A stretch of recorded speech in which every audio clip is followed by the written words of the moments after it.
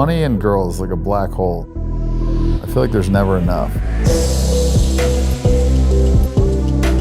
The Dan Bilzerian phenomenon, 44 million people watching you. It's kind of a crazy thing, man. It just kind of happened out of nowhere. It was just to get laid. Social media was like kind of a tool for that. In 30 years, you'll still be on Instagram and Fuck no, man. If I'm on Instagram in 2 years, dude, I'm just so over social media. I think it's like the worst thing to happen to society, honestly. It just takes out like a lot of interpersonal connection. Like I feel like people don't live in the moment as much. People are so worried about capturing it on Instagram. That addiction to likes, commenting, engaging, attention, future generations are like really overstimulated. Fame definitely got some negatives that I feel like people don't consider, like the lack of privacy. So money doesn't buy happiness? Oh, fuck no. Chasing money and girls is not what makes you happy. I think happiness comes more from having good friendships and doing things with your friends. I did mushrooms on a beach and it was just like 5 of my buddies hanging out, talking shit. It didn't cost me anything and I had like a fucking great time. Like a hippie in a van could have had the same day. It was pretty eye-opening. You don't need a lot of money to like have some really good times.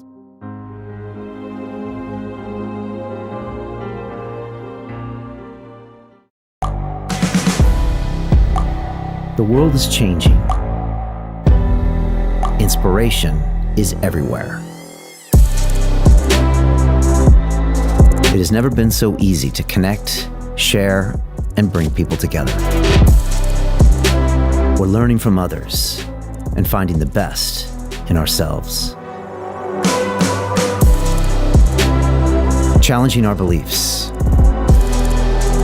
sharing our vulnerability, overcoming our fears, transforming ourselves so we can transform the world. How far can we go? This is London Real. I am Brian Rose. My guest today is...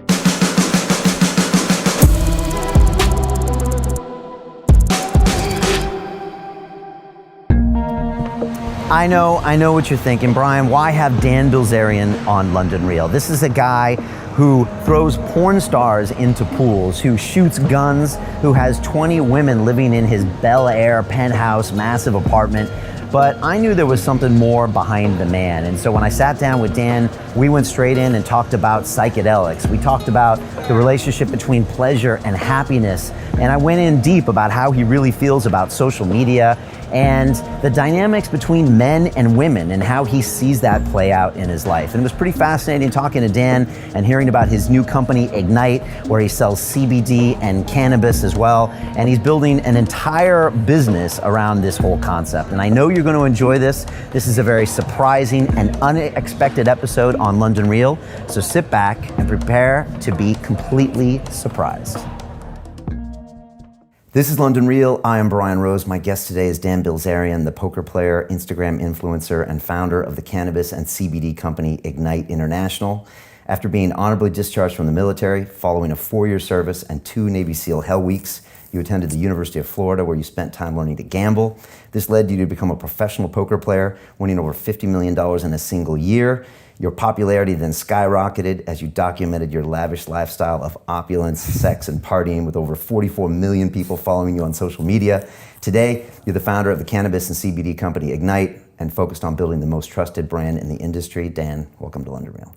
Man, that was quite a hype. I like that. We need to go to the bar tonight. You can just introduce me like that. That'll be good. I don't know if you need any help there. So. How's London treating you? What do you make of this town? Would you ever have a house here?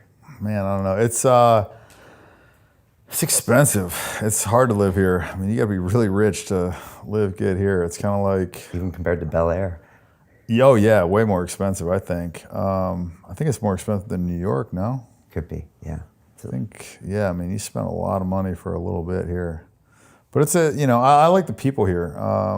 The weather, not so much, but it's, I like it better than New York. But I'm not like a huge city guy, so it wouldn't be my... What do you like about the people here? What do you notice? I don't know. I just feel like they're pretty authentic. LA people are pretty fake, so that's kind of nice. But I don't know. I mean, always been nice to me, always been cool. I really have nothing bad to say, about London. It's a good spot. Yeah, like Spain, not so much. It was a little dirty. Food wasn't that great. And what about, you think we can get you in a 3-piece suit while you're here? I wear them occasionally, try not to, but yeah, never know. I didn't bring any on this trip, so it's not going to happen this trip. Gotcha. Me getting in a 3-piece suit, period, is very unlikely. Well, I told a lot of people I was going to sit down with you, and it's pretty interesting, the reactions I got. I think you divide people when you talk when they talk about you. And what I found interesting was, I told the girls, but it was the guys that actually I found, some loved you and some hated you. Yeah. And that actually surprised me. I was just like, why and what's going on? But you definitely are divisive, and very polarizing for sure. I was wondering if we could talk about that, and maybe just start off with getting your read on the Dan Bilzerian phenomenon and why people watch you. And just because you probably had time to think about that. And before we get into that, I'd love to get your thoughts on 2 quotes from one of your favorite authors, Henry David Thoreau. Sure. And I'm going to hit you with these now, and then I'd love to get your opinion. The first one is, this one: the mass of men lead lives of quiet desperation. Yep. The second one is, rather than love, than money, than fame, give me truth. Yep. What do those quotes mean to you? Because in a weird way, it kind of defines who you are, I think. Yeah. Just kind of unapologetically myself. I never really confined to the norms. The PC, culture of you're supposed to say this, you're supposed to do this.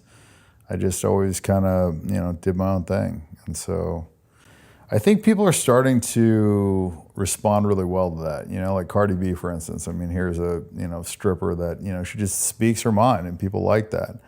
I think there's a lot of, celebrities coming out now that are very unorthodox, and before it was basically, you couldn't say anything, that was controversial. And I think now the controversy is, one of the more positives. I think it's weird, like some of the, negative press that I got me, more popularity than, some of the positive stuff, so. Like what? The Bear. Throwing Dan Bilzerian throws porn star off the roof. Dan Bilzerian arrested in, LAX on federal bomb making charges, right. Stuff like that. And it's funny because like those, the bomb making one, that was like pretty low key. I blew up a semi truck that I owned, and they made it sound like I was kind of a terrorist at the airport with a bomb, Were you blowing it up at the airport? No, I mean, okay. I flew in there on my plane. Like, I'm not going to blow up my own plane, and so it's a thing. But the headlines now, it's not necessarily about what's true or what's accurate. It's more about like what's going to get somebody to click on this article. We've become like a society of more clickbait. So just that over here. Yeah, it seems like it's about just getting web clicks and not about reporting the news anymore. And have you always been kind of unapologetic and just been you? Yeah, I never really like wanted to have like a 9-to-5 or do like a conventional job. Just never appealed to me. So. You had Cardi B at one of your parties. You guys get along well because you guys speak the truth? I didn't talk to her a ton, but she seemed nice to me. I do like the fact that she's just kind of who she is, and she doesn't really give a shit. You think Donald Trump kind of ushered some of this stuff in as well, just being himself? I mean, the guy became president based on that, right? I mean, kind of, it's crazy. Name calling and doing all this wild shit and getting people to pay attention to him. Right. And what do you make of the phenomenon that is Dan Bilzerian? 44 million people watching you, and crazy thing. Yeah. Why do you think it's there? Is it because most people are living those lives of quiet desperation, and you're a reflection of what they could be? Yeah, I think people are just they're just doing what they're supposed to do or what people tell them to do, and it's kind of unfortunate, Just afraid to, kind of step outside the box, and I've lived, outside the box my whole life, so. Right.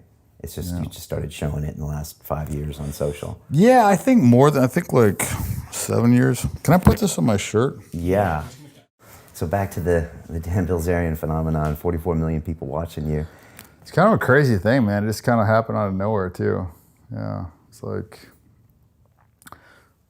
a couple little things, like the, porn star off the roof, and then, just starts, the momentum, just picks up. And I think it's like once you get to 100,000, then it's easier to get to 500. Once you get to 500, it's easier to get to 1 million. And then, because the thing is, like, so as soon as like one person likes it, then everybody that they see that follows them see that they like, you know what I mean? So it's like that, tree branch effect. Right. So. And was this always a plan? Is there a master plan behind it or not? Because some people say honestly, you're this social media genius. But. It was just to get laid. I mean, that was really like the whole like start of this thing, was just to kind of, subtly brag online and get laid easier with less effort. And social media was like kind of a tool for that.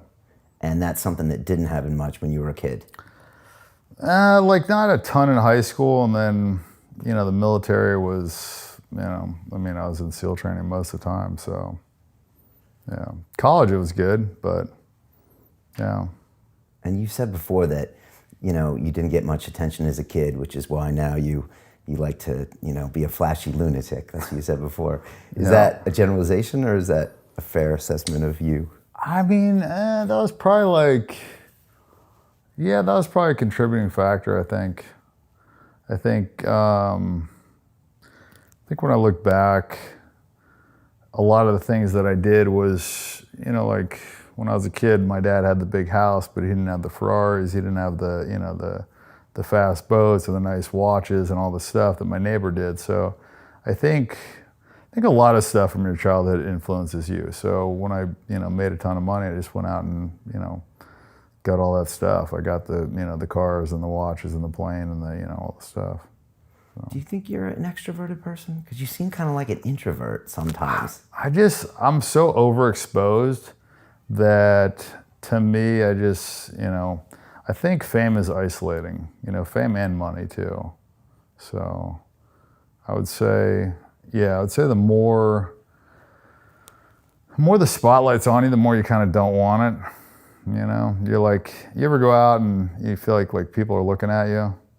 Well, like imagine going out and feeling like that, and they just always are, So it's like, after a while you lose your privacy, and then you're just like, fuck, I don't know. Like going out such a production, you need security, you need this, you need that, and then you're gonna have to take a bunch of pictures and talk to people and have conversations, and I don't know. I mean, if you go out and you're fucking high, you don't really want to talk to a bunch of strangers, Remember I was on mushrooms one time and I got fucking cornered.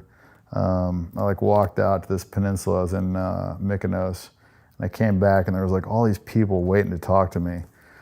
I was like, fuck, that was the last thing I wanted to do, but I didn't have a choice. I could have swam around them maybe. I contemplated that, but it's just your life just changes. It's not not the same. Like you can go out to a bar, you go to a ball game, and it's not a production. Like if I went to a sporting event, I'd have 1 million people come up and want to have a conversation with me. So you posted something on your Instagram a few months ago about an Alan Watts video, and as you said, this is what I think about when I'm on the mushrooms, and it was I think it was talking about what happens when you only pursue pleasure.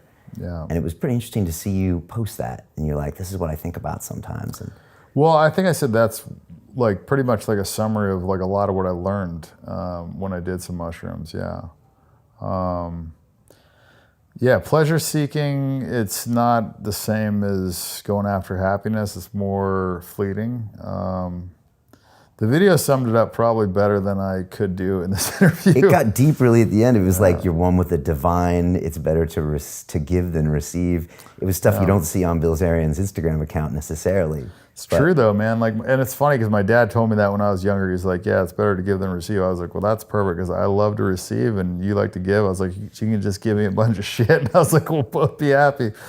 But it's funny because later on you start to realize that doing stuff for other people, makes you more stoked than just buying shit for yourself. So I think he was dead on that deal. And you think about like connecting with the divine and all that stuff and humility and those kinds of things? Humility, yeah. Connecting with the divine. I mean, I think Alan Watts's view on, like the whole God thing was more, he thinks that, everybody's kind of a part of God, that, everybody's kind of connected and that, I don't know. I think he believes more that this is a bit of a simulation that people are playing, that they're not God, because I don't know. Like, I think I've focused on control a lot, and I think when you focus on control, you kind of lose the element of surprise, and I think that's like the unexpected. I think that's a good part of life, and so being a control freak and trying to control everything, I think is probably not the answer. Which you used to be. I mean, I still am. Right, but you're trying. A lot of these things I recognize, but I still keep fucking doing them. Yeah. Like, I realize that like chasing money and girls is not what makes you happy, but I still do it. Like, it's funny because when I was younger, I thought like when I got to $1 million that I'd be happy. And then it would be enough, and then like 5 million, and then 10 million, and it's like every time you hit a milestone, like I was so sure that the million would be enough, and then you get to the next point, and then you just realize that it's not the money that's going to make you happy, but then I still chase it. I don't know, I'm the kid that just fucking sticks his finger in the light socket, gets shocked, and then keeps going back to check if it's still doing it. So what does make you happy? Adventure, doing different things, building things, helping people out. I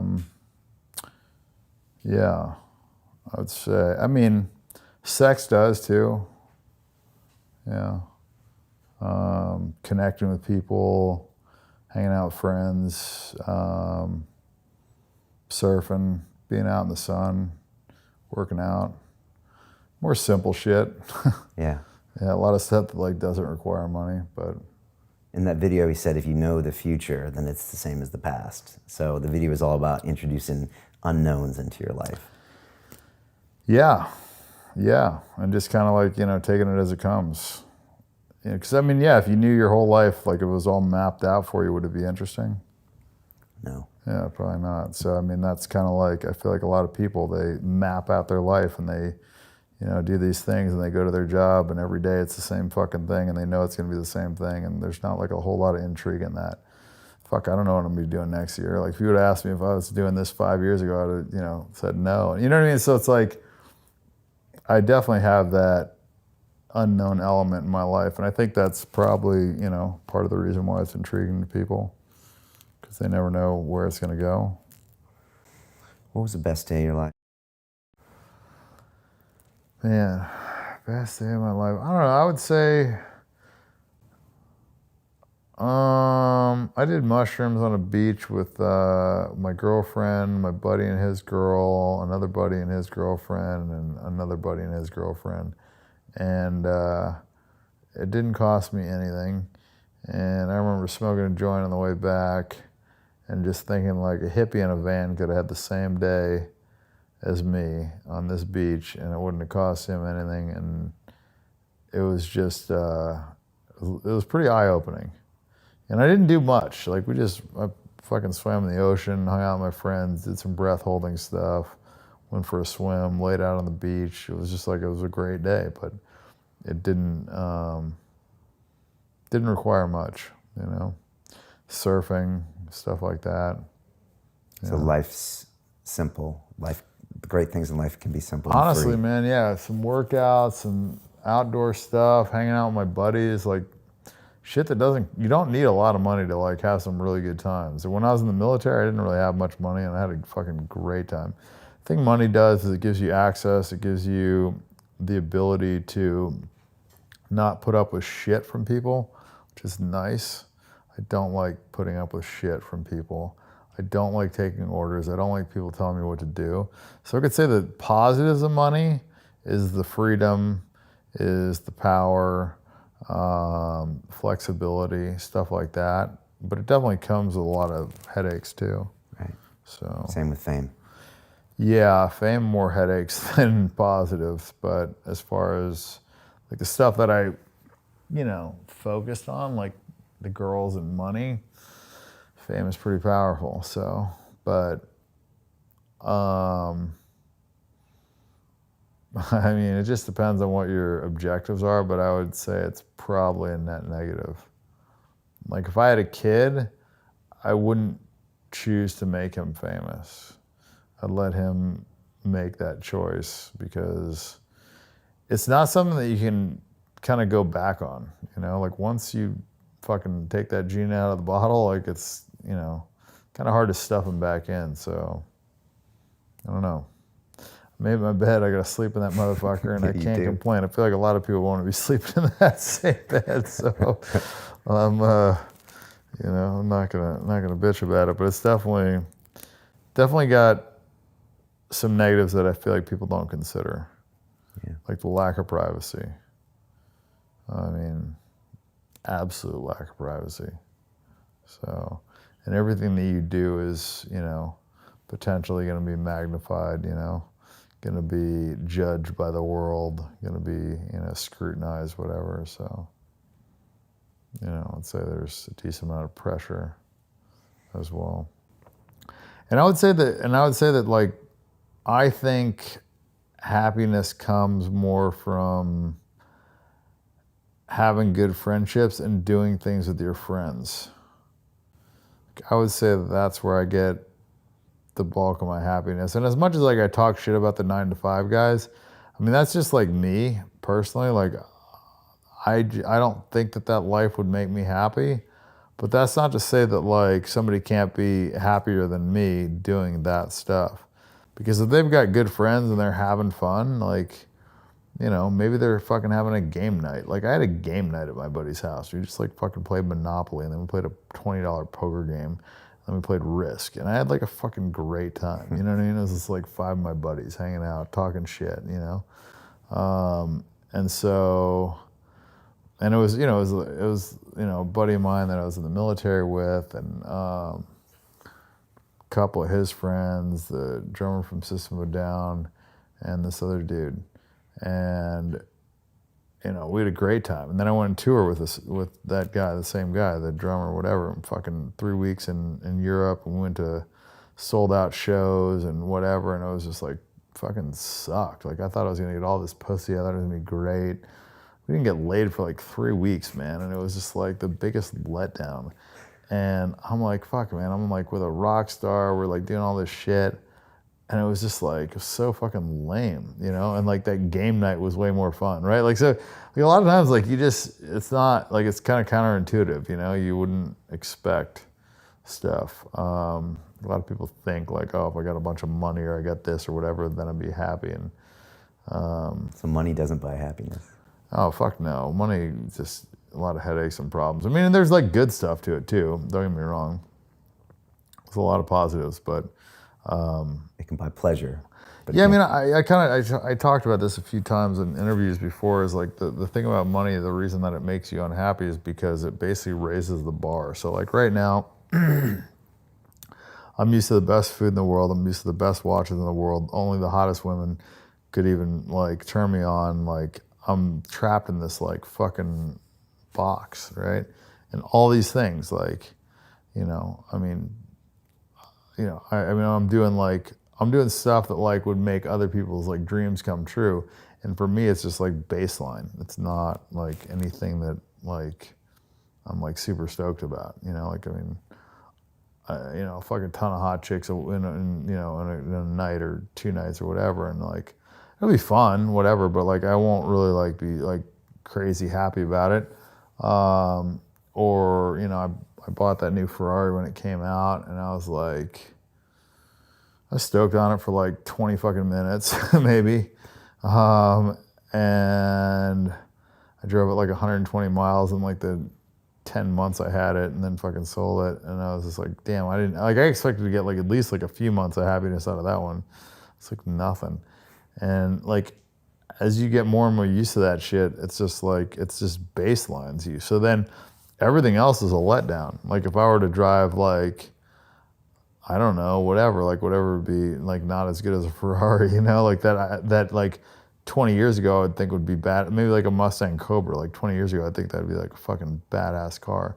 And now I'd be like a big letdown. Like if that was like my rental car, I'd be like, oh, what a piece of shit, you know? But like, it's the same car that would have stoked me out like not that long ago. So what it does is it basically just like puts you at a spot where like only the dopest shit satisfies you, then everything else will let down. So it's kind of hard, like if you think about it in that, you know, perspective, like you have to have the best chefs, you have to have the best whatever, all this stuff to just like, you know, for you to feel like, you know, you're in like your environment, you're in your comfort zone, right? But then like once you get to that point, then like you have nowhere else to go up and you can only go down. So I think that's why. And then once you get used to that level, then if you like can't afford to like live on that level, man, you've got a long fucking way to drop. So I think that's like the negative correlation between money and happiness is your ability to adapt to whatever your current situation is. So like within, I don't know how many day or month period it is, but you will adapt to almost any situation. So if you adapt to a really great situation, then you've got a lot of fucking way to fall. But if you adapt to a really shitty situation, like let's say you're in Auschwitz or you're in a POW camp or whatever, like, and you get out, like you're gonna be fucking stoked about like, you know, taking a shit in a regular bathroom instead of a fucking, you know, like your bedroom, and like you're gonna be stoked that you get to eat like a fucking meal that you would normally think would be shitty, right? Like all these like little things. Like when I got out of boot camp, stoked about all this stuff. So, you know, just perspective.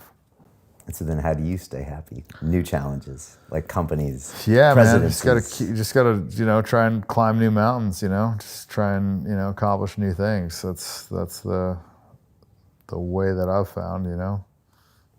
You like mushrooms, and mushrooms kind of dissolve the ego. Is that something you like to play with? And do you have an ego? I've honestly probably done mushrooms only like 12 times my whole life, so it's not like a huge part of my life, but I've just definitely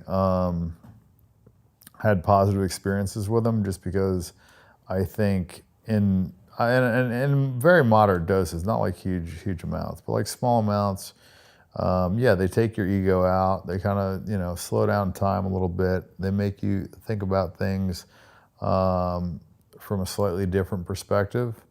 And it like quiets out a lot of the noise and a lot of the distractions, if you will, and allows you to kind of just like figure out, because like deep down, you know, like what you should be doing or what makes you happy or what, you know, is the right path or whatever. But you get distracted by the shiny shit, you know, the pleasure, the whatever. So, but it's also good to just do it with your friends and have fun and laugh and fuck around and whatever. But you can get a lot from them. I mean, just go off on a hike on your own, take one or two, and kind of work through your shit. So, yeah, big advocate of those. And I'm actually super stoked that they legalize them in Colorado and Northern California now. You think Ignite might one day be involved in psilocybin? Yeah, I'd love to. I'd love to be involved in that. It's just, you know, like I said, such limited markets. Yeah. I had a big ayahuasca ceremony last year in Costa Rica, 3 big ones. Man, it taught me so much, but also some very difficult evenings. Is that something you think you'll play with at some point? Kind of scared me a little bit, honestly. I haven't tried it. I did DMT a few times, and it's different. Yeah, I've heard some like horror stories from that stuff, you know, like some people that kind of like had a bad trip and never came back from it, or like weren't the same. So that kind of scared me. I've been contemplating trying acid in a very small dose to start. But I'm still on the fence of that. I like the idea that mushrooms come from the earth, they're natural. It's a whole fucking So thing. does ayahuasca. Yeah, it is. 2 vines. I've done peyote. I Okay. did peyote one time. Okay. Ayahuasca is just a big commitment, man. That's like, that's full send. That's like 12 hours. Fucking. Well, no, I'd say it's more like 3. I think. Really? Yeah. For me, it's 3 hours until I can actually open my eyes and maybe walk. And I'm not gonna die. Yeah. And I do go through probably some of the more difficult moments of my life physically. 3 hours before you can open your eyes? Before I can maybe know that I exist. You know what I mean? Wow. Fuck me. And then in the meantime, I'm in my head and stuff. It's probably like doing 5 grams of mushrooms or 6. But ayahuasca's different. But I get lessons from ayahuasca. Like I got lessons from mushrooms. Yeah. You didn't? I get some, but man, I got like machine elves in my head with mushrooms. You got what? I got these little machine elves in there. Like they come into my head with mushrooms, and sometimes they just confuse me. And I don't always get really strong lessons. How much do you take? 4 or 5 grams. Oh yeah, maybe take less, bro. Yeah, maybe. I usually stay inside, and I'm on the beach, and sure as hell I'm not talking to I people. never stay inside. I hate being inside. Okay. I'm always in nature. I like nature too on a lower dose too, but Yeah, I think lower dose is the move. I think I think a lower dose, like go for a hike by yourself. yeah. Yeah, try like just a couple mushrooms, not even a lot. I know a UFC fighter, he microdosed mushrooms before every one of his fights. Yeah, I know microdosing can be powerful. Yeah. But I think you'd find ayahuasca pretty powerful. So No, that's my fear, is that I find it too powerful. yeah. I smoked DMT one time, small amount on the top of some weed, and I had a pretty positive experience for a short period of time.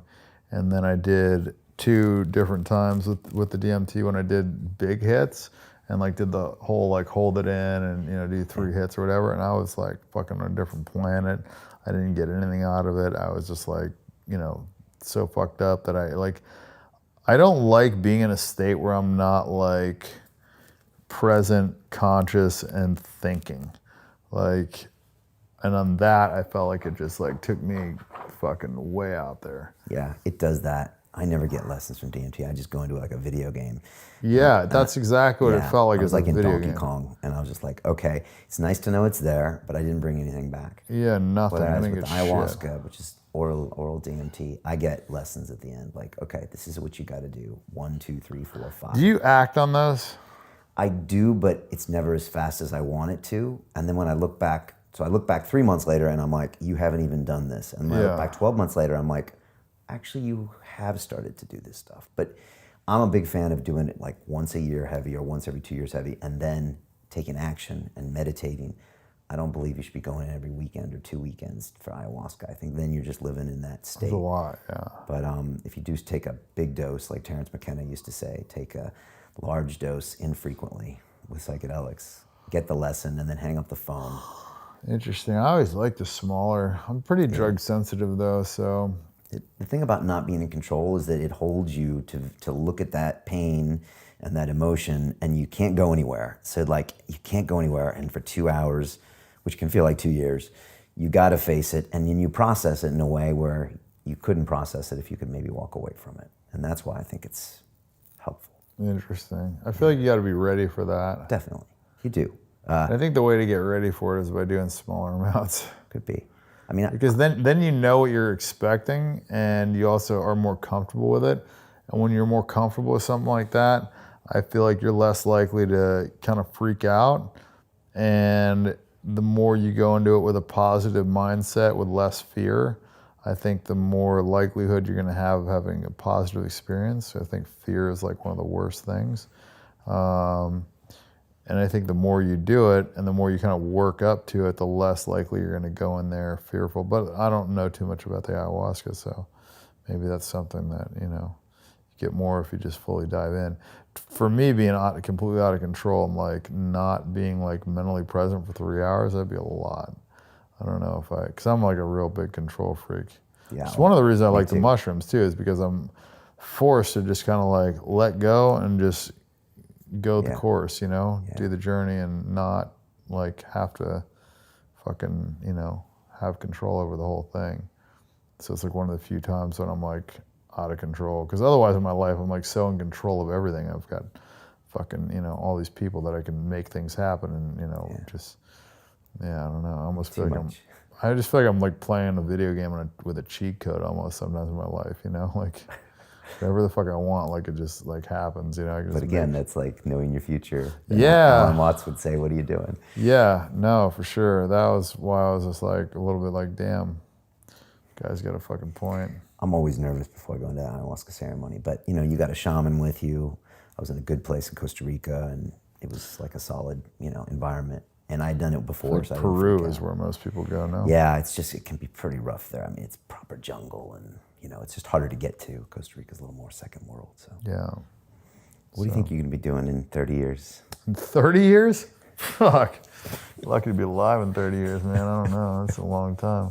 You think you'll still be on Instagram and still be posting things? Fuck no, man. If I'm on Instagram in 2 years from now, I'll be fucking not pleased with it. Well, what does that mean? I mean, dude, I'm just so over social media. I think it's like the worst thing to happen in society, honestly. Yeah? Yeah, I think it's really bad. Not just you, but to society.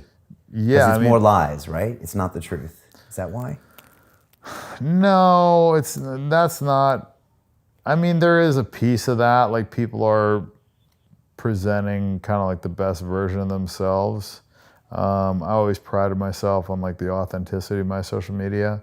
But I think the real issue with social media is that addiction to likes, that addiction to people, you know, I guess, commenting, engaging, giving you praise, admiration, whatever, attention, that whole thing. Like, I mean, if you see the shit people are doing to fucking get likes and comments on Instagram and like, and it's tough because now it's like you could do one thing and it could like go viral and you could be making like hundreds of thousands or millions of dollars. Like this girl goes on fucking TV and says like, cash me outside, and acts like a complete fucking jackass, and then turns that into like a multi-million-dollar fucking business where she's like selling out shows as a 16 or 15-year-old rapper, you know. I mean, it's just like, it's a fucking crazy world that we live in, and because of those like, you know, few examples, now like, you know, people think that that could happen to them, and like because there's like some kids playing video games making $10 million a year. Now, like when I was a kid, like parents were like, stop fucking wasting your time playing video games. And nobody clapped back with like, oh, I could be making $10 million a year playing video games because look at this guy. Like that wasn't a thing, you know? And so now it's like, you know, that could, you know, be a rebuttal. And I think, I don't know, man, I think our generation, well, not our generation, but the future generations are like really overstimulated. I think they spend way too much time on their phones. I mean, I'm guilty of it too. But it just takes out like a lot of interpersonal connection. It removes their ability to interact as well. It's just overall not good. Like I feel like people don't live in the moment as much. People are so worried about capturing it on Instagram and getting that photo or getting that video that they don't like enjoy what they're doing as much. And so I think there's just a lot of negatives to it. There's also the, you know, online bullying, there's the people commenting, there's the bandwagon shit, there's, you know, everybody's got a fucking, you know, cause that, you know, everybody hates this person, everybody loves this person, you know, it's just like, I don't know, so much judgment. You know, everybody's got an opinion in the comment section, got all these fucking armchair quarterbacks, you know, throwing in their 2 cents. And I know a lot of girls that it's definitely negatively affected, where, you know, their self-esteem is, you know, brought down, guys talking shit to them, whatever. It's, I don't know. I mean, but there's positives too. It's taken away a lot of the power of the media, which is a good thing, because I fucking hate the media. And it's good that it's being restored more to the people, so that, you know, when people run these bullshit articles that are clickbait or that are whatever, inaccurate, now people have the ability to kind of like come back. Like, you know, NBC didn't want to post or didn't want to allow one of Ignite's writers to post, you know, the sticker with the Ignite CBD or whatever. And I just like looked up their viewership, and their whole network got like 7 or 8 million views. And I looked up mine, and it was like 58 to like 36 million views per post. So it was like, you know, my shit was like, you know, 6 to 10 times what their whole fucking network was. So it was like nice to just be like, you know, suck my dick, NBC. Like, I'm reaching way more people than you, so go fuck yourself anyways. And like, if they ran a shitty article about me, I could reach out to more people and, you know, set the record straight. So that's kind of nice. It's nice to have that power. Like people, you know, like this one asshole, he didn't want to refund my security deposit, so I put him on blast and, you know, shut his phone lines down, shut his internet down. Like people were like going crazy, fucked up his whole Yelp review, this and that. Money was in my account the next day. You know, there's been a few times like this, you know, company didn't want to honor a warranty on one of their things. And so I did like a quick Snapchat about it, shut his fucking phone lines down, shut his emails down, fucked up his whole Yelp thing. Basically, I mean, could have put the guy out of business. I had it up for like 30 minutes and then I deleted it. Owner calls me, he's like, oh my God, I'm so sorry, we didn't know it was you. And I'm just like, listen, it doesn't matter who the fuck it is. Like, it shouldn't matter that it's me. It should matter that like you should honor the warranty for your fucking product, you know?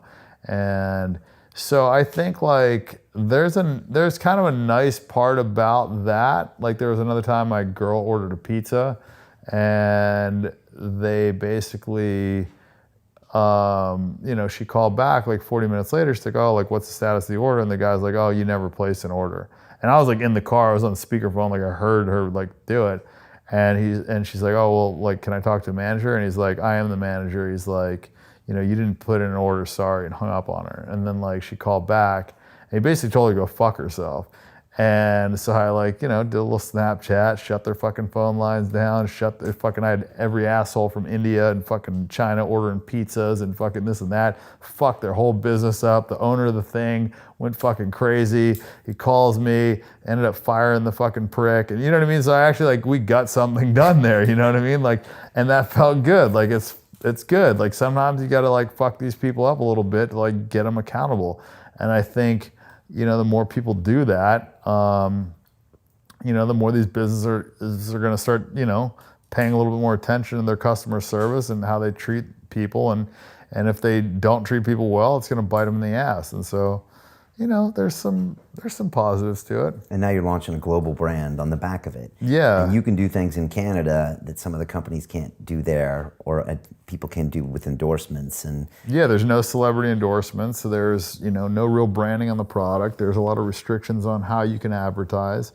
And you know, my personal brand and what I've done over the years, obviously, like, you know, can't be, you know, regulated in the future, right? So like everything that I've done and like me not selling out, me being honest with my followers, me not promoting shit that I don't believe in, like all that stuff, you know, when I do endorse a product, you know, people take that into account and it's valuable. So it's exciting. We've never seen a company built with something like this. Well, that's not necessarily true. You've got, you know, Bang Energy, fastest growing energy drink company in the world right now, growing faster than Red Bull, Monster, all these fucking guys. Strictly social media marketing. You got Fashion Nova doing $2 to $3 million in sales, strictly social media marketing. You got Revolve that just went public for, you know, multi-billion-dollar valuation, strictly social media marketing. So, you know, this is not a totally foreign concept. It is a new one. A lot of these dinosaurs don't get social media yet, and you know, they're running big companies and they're gonna get roasted for it. Like they're just gonna lose. They're gonna figure it out, or you know, they're gonna go like VHS did, you know, when fucking DVDs came out. So it's definitely the way of the future. I mean, your CPM and the value of your endorsement is so much stronger when it comes from somebody that you're following, that you trust, as opposed to some commercial that comes on TV that people know is a commercial, that they mute, they walk away. If they're TiVoing it, they fast forward, whatever. So the value that you get on a social media post and those eyeballs are much, much more valuable than you'd get traditionally advertising. And the amount of money that you pay for it is, you know, it's pennies on the dollar. So it's the future, there's no doubt about it. And also, you know, in markets like cannabis and whatever, where it's regulated, nicotine, you're able to do a lot more than people can do traditionally. I mean, look, I'm anticipated in states and countries where it's fully illegal. Canopy can't go fucking put billboards in, you know, these states that are fully illegal. They can't put billboards in these countries. So, I mean, I can build a brand in places that they just can't. Right. Let's talk about the women, because a lot of people know you because of the women. I mean, that's how it all started. It is, well, with what, throwing the porn star off the roof? The trying to impress them with the Instagram stuff and whatever. You started posting like the guns, but then you said the girls got more, and then later the cannabis got more, which we'll get to. Yeah, so I mean, initially it was kind of lifestyle stuff, and then I would put the girl stuff in there too. And it's funny because the jealousy was actually like more of a driving force than anything else. If girls see other hot girls that are interested in you, it's, you know, I think the most powerful like driving factor, like more so than the money and the fame and all the others. Well, maybe not more than fame.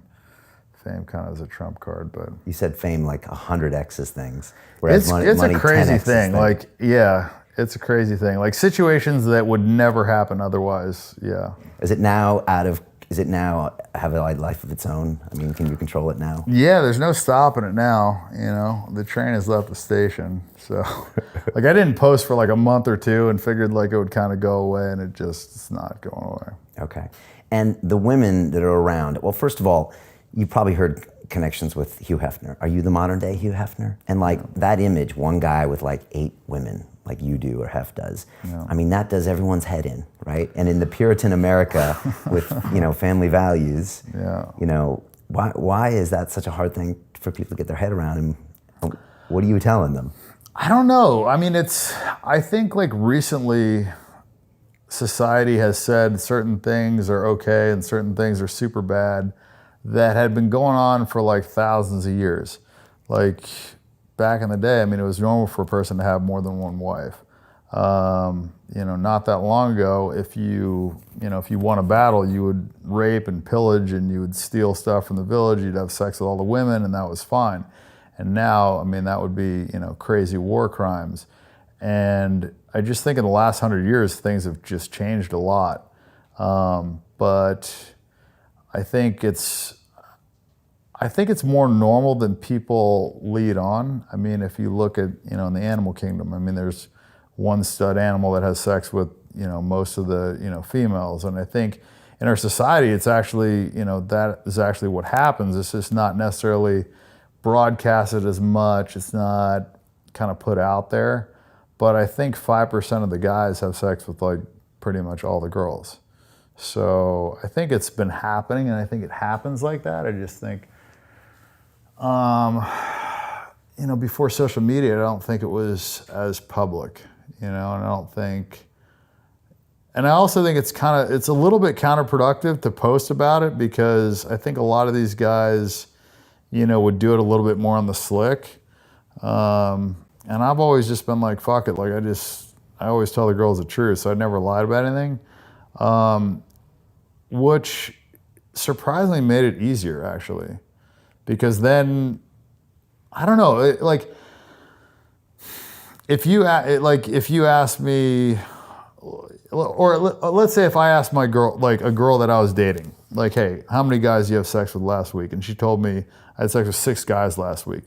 I'd know she was telling me the truth, right? Because like no girl would like lie in that direction, you know? Or if I said, how many guys have you had sex with your whole life? And she told me, you know, 537. Like, I would know she's telling me the truth.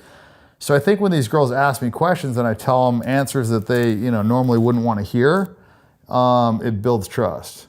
So it's like a strange thing. But it's, you know, it's a little counterintuitive. And why do they stay? Why do they stay? I think different reasons. You know, some of them want to be famous. Some of them are having fun. Some of them genuinely like me. Some of them just enjoy the lifestyle. Some of them are there for the adventure. Some of them are there because they're not supposed to be there. A lot of them come because they've broken up with a boyfriend and want to piss him off. That's like the number one, I think.